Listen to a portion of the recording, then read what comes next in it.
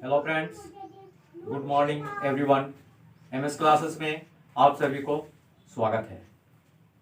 आज मैं intermediate students के लिए पुनः एक पोएम ऑब्जेक्टिव्स पोएम्स लाया हूँ। इससे आप सारे लोगों को इस पोएम से जितने भी आने वाले ऑब्जेक्टिव्स हैं वो सारे गेस्ट ऑब्जेक्टिव्स हैं, वो सारे का सारे आपके एग्जाम्स में टैली करने योग्य हैं।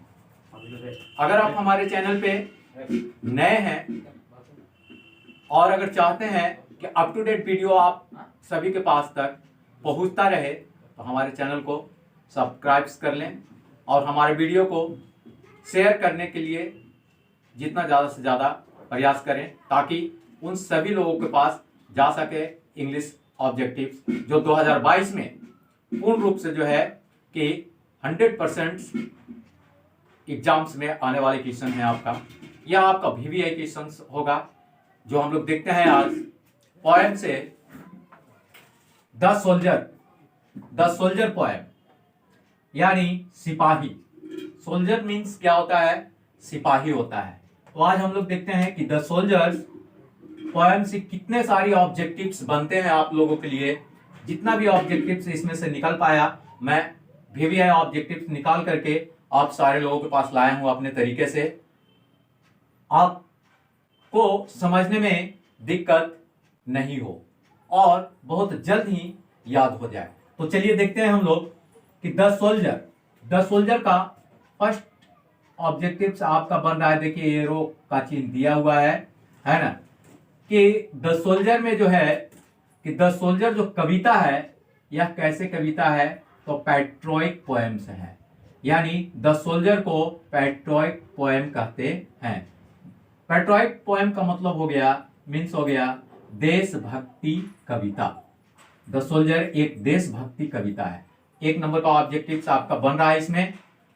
नेक्स्ट देखते हैं कि द सोल्जर कविता को किसने लिखा? तो द सोल्जर कविता को रूपर्ट ब्रूक ने लिखा। ये दूसरा क्वेश्चन बनता है, रूपर्ट ब्रूक किसने लिखा द सोल्जर कविता को, पोएम को? तो रूपर्ट ब्रूक, यानी पोएट है आपका रूपर्ट ब्रूक। द सोल्जर का पोएट कौन है? Rupert Brooke. देखिए मैंने कितनी बार रिपीट कर दिया, अगर आप इसको बार बार देखने की कोशिश करेंगे तो याद करने में थोड़ी सी भी कठिनाइयां नहीं होगी। और देखते हैं कि रूपर्ट ब्रूक जो है कहां के रहने वाले हैं। तो देखिए रूपर्ट ब्रूक ऐसे एरो का सिंबल दिया हुआ है। यह रूपर्ट ब्रूक जो कवि हैं यह इंग्लैंड के रहने वाले हैं। देखिए ऑब्जेक्टिव्स आपका यह भी बनता है, इंग्लैंड।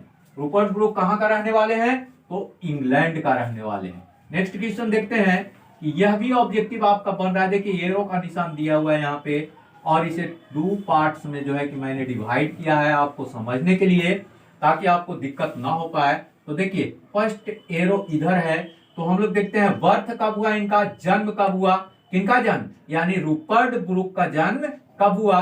तो इनका जन्म जो है कि 1887 में होता है। रूपर्ट ब्रूक का जन्म कब हुआ?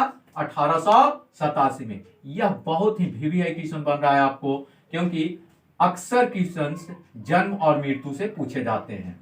रूपर्ट ब्रूक का जन्म कब हुआ? 1887 में। नेक्स्ट चलते हैं हम लोग कि इनकी मृत्यु रूपर्ट ब्रूक की मृत्यु कब हुई? देखिए एरो का सिंबल दिया हुआ है यहाँ पे आपको। इनकी जो मृत्यु हुई 1915 में हुआ। देखिए 1915 में किनकी मृत्यु हो गई? रूपर्ट ब्रूक का। 1915 में रूपर्ट ब्रूक को मृत्यु हुआ और हम लोग देख रहे हैं किस समय मृत्यु हुआ रूपर्ट ब्रूक को? तो फर्स्ट वर्ल्ड वार के समय। फर्स्ट वर्ल्ड वार कहें तो प्रथम विश्व युद्ध के समय। प्रथम विश्व युद्ध कब शुरू हुआ था? 1914 में। देखिए हम लोग इस कविता को पढ़ रहे हैं, द सोल्जर है, यानी कवि एक सिपाही भी हैं और एक क्या है, एक पोएट भी हैं। यह कविता को भी लिखा और इन्होंने एक सिपाही की भी भूमिका निभाया। इसलिए फर्स्ट वर्ल्ड वार यानी प्रथम विश्व युद्ध। फर्स्ट वर्ल्ड वार का मतलब क्या होता है? प्रथम विश्व युद्ध के दरमियान 1915 में इनकी मृत्यु हो गई। किनकी मृत्यु हो गई? रूपर्ट ब्रूक को। तो चलिए ठीक है, यहां तक हम लोगों ने देख लिया। अब इधर आते हैं हम लोग देखिए द सोल्जर नामक जो कविता है यह कितने लाइंस की है, तो यह कविता 14 लाइंस की है, यानी 14 लाइंस में लिखा हुआ है। यह कविता 14 लाइंस की है, इसलिए इसे यानी इस कविता को द सोल्जर को सोनेट कहा जाता है। देखिए यह बहुत ही इंपॉर्टेंट क्वेश्चन बन रहा है आपको, यानी द सोल्जर कितने लाइंस की कविता है, तो यह जो है कि 14 लाइंस की कविताएं हैं, और इसलिए किस नाम से इसे पुकारा जाता है, तो इसे सोनेट नाम दिया गया है।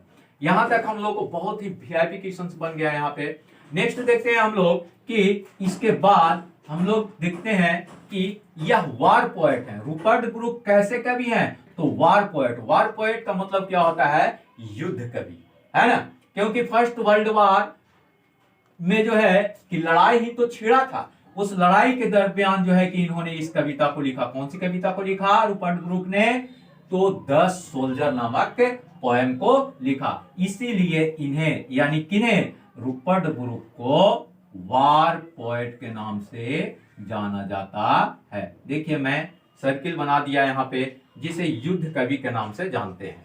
इनका जन्म कहाँ हुआ, जो इंग्लैंड का सोल्जर थे, इनका जन्म इंग्लैंड में ही हुआ, और यह इंग्लैंड का जो है कि सिपाही बने। सोल्जर थे और कवि दोनों थे, इंग्लैंड का सोल्जर भी रहे या और कवि भी रहे। अब देखते हैं हम लोग कि यह जो सोल्जर थे, सिपाही थे, किस देश के विरुद्ध लड़ाई कर रहे थे, तो यह जर्मनी। देखिए यहाँ पे यह जर्मनी के विरुद्ध जो है कि अपनी लड़ाई को छेड़ा। कहां, जर्मनी के विरुद्ध। जर्मनी के विरुद्ध इन्होंने जो है कि युद्ध करने के लिए गए। फिर से एक बार हम लोग देख लेते हैं। अगर आप हमारी वीडियो के साथ नए बने हुए हैं तो जस्ट ही हमारे वीडियो को सब्सक्राइब करें, ताकि अप टू डेट आपके पास तक जो है कि हमेशा हमारी वीडियो जाता रहे और आप इसे वॉच करते रहें। लाइक शेयर कमेंट्स भी साथ साथ करें, ताकि उन बच्चों लोगों को भी प्रॉफिट्स हो जाए जो हमारे साथ जुड़े नहीं हैं। तो चलिए हम लोग देखते हैं, इसी के साथ एकदम 1 by 1 ऑब्जेक्टिव्स करते हुए देख लेते हैं एक बार फिर। द सोल्जर नामक कविता, यह कविता जो है कि देशभक्ति कविता है, पेट्रियोटिक पोएम है। पहला नंबर क्वेश्चन बना। द सोल्जर का कवि का नाम है जो है, पोएट का नाम है Rupert Brooke. Next, Rupert Brooke कहाँ के रहने वाले हैं, तो इंग्लैंड के रहने वाले हैं। रूपर्ट ब्रूक का जन्म कब होता है, 1887 में होता है। फिर इसके बाद रूपर्ट ब्रूक की मृत्यु कब होती है, तो 1915 में होता है। रूपर्ट ब्रूक को मृत्यु किस दरमियान होता है, तो फर्स्ट वर्ल्ड वार यानी प्रथम विश्व युद्ध के दरमियान 1915 में होता है। जबकि प्रथम विश्व युद्ध कब स्टार्ट हुआ था, 1914 में स्टार्ट हुआ था, और समाप्त कब हुआ था प्रथम विश्व युद्ध, प्रथम विश्व युद्ध 1918 में समाप्त हुआ था। तो 1914 और 18 के बीच यानी 1915 में जो है कि इनकी मृत्यु हो जाती है। फिर यहाँ पे एक नजर देख लेते हैं कि द सोल्जर जो है यह कविता 14 लाइंस की कविता है, और इसलिए इस कविता को क्या कहा जाता है, सोनेट कहा जाता है।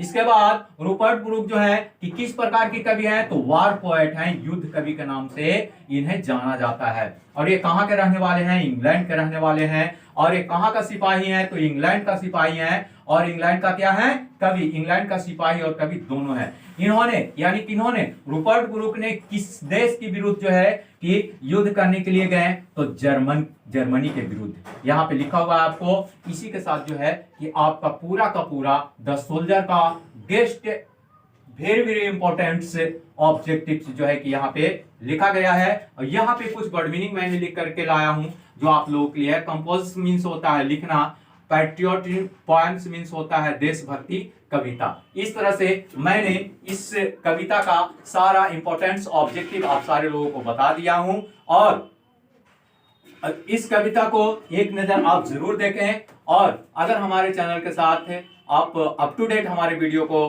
प्राप्त करना चाहते हैं तो हमारे चैनल को सब्सक्राइब जरूर करें, कमेंट्स करें, लाइक करें और जितना ज्यादा से ज्यादा शेयर करें। इसी के साथ मैं नेक्स्ट वीडियो में आऊंगा, तब तक के लिए